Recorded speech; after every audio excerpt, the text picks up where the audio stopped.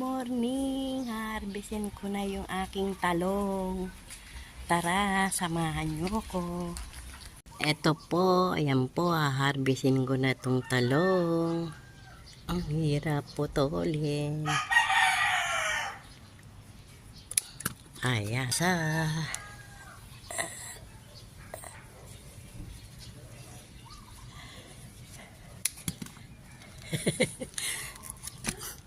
Naghalaglag na lang. Ito pa po ang isa.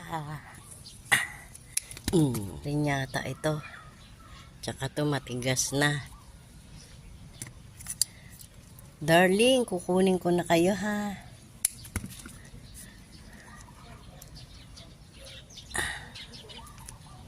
Ito po.